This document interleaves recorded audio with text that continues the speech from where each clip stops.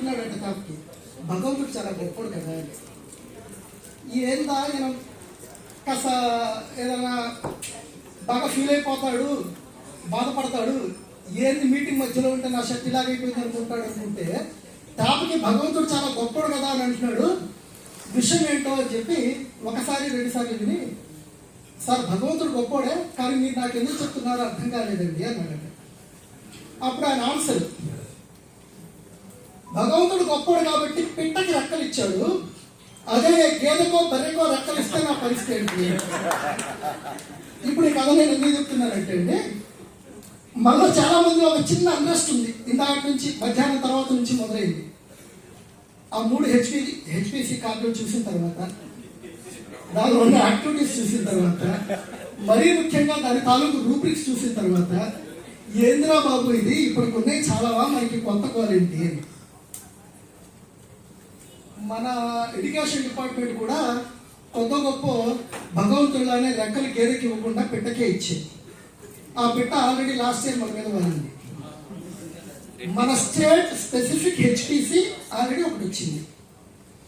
మరి ఇప్పుడు ప్రత్యేకంగా హెచ్పిసి కోసం ఇంత గ్యాదరింగ్, ఇంత ఖర్చు, ఇంత పెద్ద మీటింగ్ ఏంటి వ్యవహారం అంతా? దాని వరకు ఉండేటటువంటి బ్రహ్మరహస్యం మీకు తెలుసు, నాకు తెలుసు. మనం మరి ఎందుకు ఇక్కడ కూర్చోవాలి, ఏం మాట్లాడుకోవాలి, ఏంటి కథ ఒకసారి ఆలోచిద్దాం. ఉదయం చూడాల్సినటువంటి అంశం వెళ్ళబోయే ముందు ఇప్పుడు మాట్లాడుకుంటారు. థియరాటికల్లీ వీళ్ళు ఇస్తున్నటువంటి హెచ్పిసి, దానిలో ఉన్నటువంటి యాక్టివిటీస్ పిల్లల హోలిస్టిక్ డెవలప్మెంట్కి ఉపయోగపడతాయి అనేది ఎవ్వరం కాదనలేని వాస్తవం.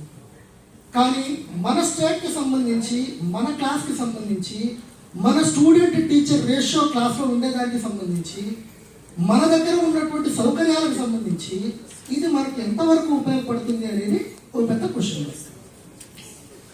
సో కొన్ని మంచి బ్రెయిన్స్ స్టేట్లో ఉన్నటువంటి ఒక 140-150 మంచి బ్రెయిన్స్ తీసుకొచ్చి మినర్వాలో కూర్చోబెట్టింది.